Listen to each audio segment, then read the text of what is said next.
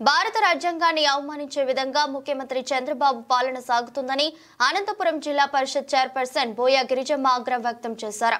రాజ్యాంగ దినోత్సవం సందర్భంగా ఇవాళ ఆమె జెడ్పీ కార్యాలయం వద్ద ఉన్న అంబేద్కర్ విగ్రహానికి పూలమాలలు వేసి ఘనంగా నివాళులర్పించారు. స్థానిక వైసీపీ నాయకులు కూడా పెద్ద ఎత్తున ఈ కార్యక్రమంలో పాల్గొన్నారు. భారత రాజ్యాంగం మన దేశ ప్రతిష్టను ప్రపంచ వ్యాప్తంగా చాటి చెప్పిందని అన్నారు.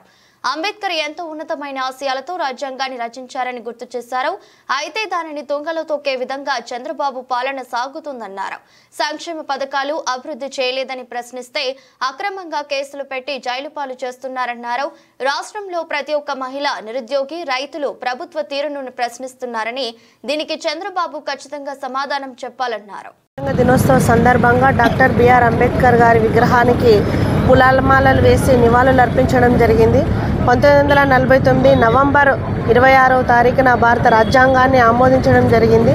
భారత ప్రపంచంలోనే అతిపెద్ద భారత రాజ్యాంగం అనేది ఎంతో సమగ్రమైనది, విశిష్టమైనదిగా కూడా పేరు పొందింది. భారత రాజ్యాంగాన్ని రూపొందించడంలో డాక్టర్ బిఆర్ అంబేద్కర్ గారు కీలక పాత్ర పోషించారు. అసలు భారత రాజ్యాంగంలో 395 ఆర్టికల్స్, 22 భాగాలు, 18 షెడ్యూల్స్ కూడా ఉన్నాయి. భారత రాజ్యాంగం యొక్క విశిష్టత ఏమి అంటే భారత పౌరుల యొక్క ఆర్థిక, రాజకీయ సమానత్వము, స్వేచ్ఛ వీటన్నిటినీ కాపాడడంలో కీలకంగా కూడా భారత రాజ్యాంగం ఉంటుంది. ఇది మనం చూసుకుంటే ఈరోజు ఆంధ్ర రాష్ట్రంలో భారత రాజ్యాంగాన్ని అవమానపరిచేలాగా చంద్రబాబు నాయుడు గారు పరిపాలన చేస్తూ ఉన్నారు. ఈరోజు ఇచ్చిన హామీలు అమలు చేయాలి అని ప్రశ్నిస్తుంటే కేసులు పెడతా ఉన్నారు. ప్రజల సంక్షేమ పథకాలు ఇవ్వాలి అని ఎదురు చూస్తూ ఉన్నారు. ఈరోజు పిల్లల దగ్గర నుంచి పండు ముసలి వాళ్ళ రక్షణ కోసం ఎదురు చూస్తూ ఉన్నారు. ఈరోజు నిరుద్యోగులు ఉద్యోగాల కోసం ఎదురు చూస్తూ ఉన్నారు. అటువంటిది ఈరోజు చంద్రబాబు నాయుడు గారు రాజ్యాంగాన్ని అవమానపరుస్తూ పరిపాలన చేస్తూ ఉన్నారు.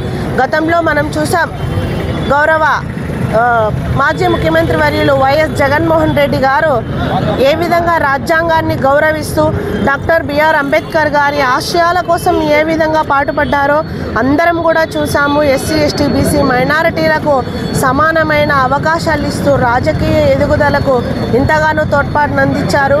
మహిళా సాధికారత సాధించారు. గాంధీజీ కలలు కన్నటువంటి గ్రామ స్వరాజ్యాన్ని ప్రజల వద్దకే తీసుకొని వచ్చారు. ఇలాగ అంబేద్కర్ గారిని గౌరవిస్తూ అంబేద్కర్ గారికి నిలువెత్తు రూపమైనటువంటి విగ్రహాన్ని విజయవాడ నడిబొడ్డున ఏర్పాటు చేసి ఆయన ఉన్నటువంటి అభిమానాన్ని చాటుకున్నారు. అదే ఈరోజు మనం చూస్తే చంద్రబాబు నాయుడు గారు అదే విగ్రహానికి వెలుగు లేకుండా చేస్తూ ఉన్నారు. శిలాఫలకాలు పగలగొడుతూ ఉన్నారు. ఈరోజు రాజ్యాంగాన్ని అవమానపరిచేలాగా పరిపాలన చేస్తూ ఉన్నారు. ఇప్పటికైనా కూడా చంద్రబాబు నాయుడు గారు బుద్ధి తెచ్చుకొని ప్రజలకు ఇచ్చినటువంటి వాగ్దానాలు నెరవేర్చాలని కూడా ఈ సందర్భంగా తెలియజేస్తూ అందరికీ కూడా రాజ్యాంగ దినోత్సవ శుభాకాంక్షలు తెలియజేస్తా ఉన్నాం.